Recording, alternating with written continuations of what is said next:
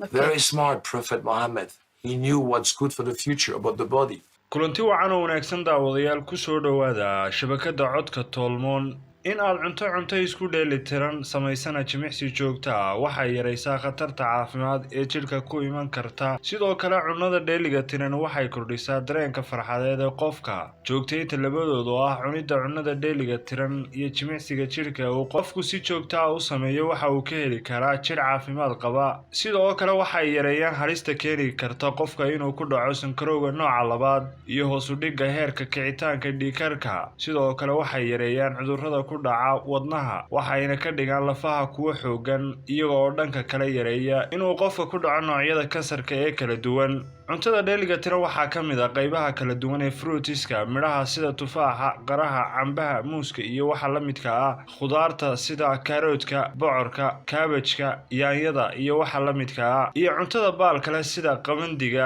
galleyda iyo masagada waxa kaloo ku jira waxyaabaha caanaha laga sameeyo ee dufanku ku yar yahay sida yogurta iyo hilibka aan duxda lahayn sida kalluunka waxa kaloo ka mid ah cuntada ay ku yar tahay cholesterolka milixda iyo sonkorta nidaamkaas oo ay dadka waaweyn raacaan waxa ay ka caawin kartaa hoos u dhac ku yimaada miisaankooda talooyinka cunista cunno isku dheelitiran waxaa ka mid ah ku raaxaysiga cunista iyo ka fogaanshaha TV-ga iyo shaqooyinka kale xilliga aad wax cunayso 2 inaad wax u cunto si tartiib ah 3 isku bedelidda hurmada hilibka khudaarta iyo saladhka 4 iska ilaali inaad si xad dhaaf ah wax u cuntid 5 isku day cabidda soodaha inaad ku bedesho fruitiska ama cabidda biyaha aktarka aflaamta Mareykanka ee Red Belgium Jean-Claude Van Damme oo dhanka kale aad ugu fiican ciyaarta karatega ayaa waraysi u siiyay barnaamijka Yes I Am Famous ee telefishinka NBC Master ayaa su'aalaha ay weydiisay wariyadii waraysanaysa waxaa ka mid ahaa su'aal ah ma saxba mise waa qalad isticmaalka dhalinyarada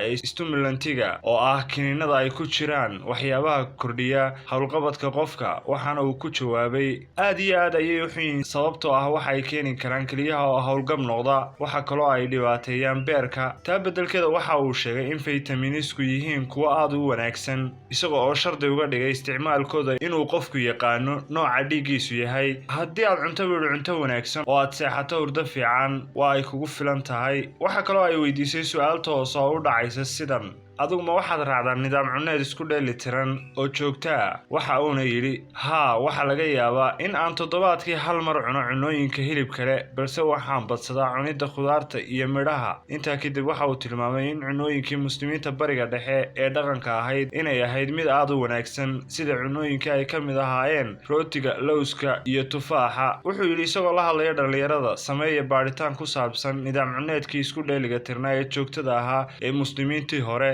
iskuna daya inaad wax badan ka akhridaan waxaad heli doontaan ayuu yidhi waxyaabo badan oo wanaagsan ugu dambeyntii wuxuu carrabaabay in Nabi Maxamed naxariis iyo nabadgelyo korkiisa ha ahaatee oo ahaa mid aad u caqli badan sababtoo ah buu yidhi waxa uu ogaa waxa uu wanaagsan mustaqbalka iyo jirka bini'aadamka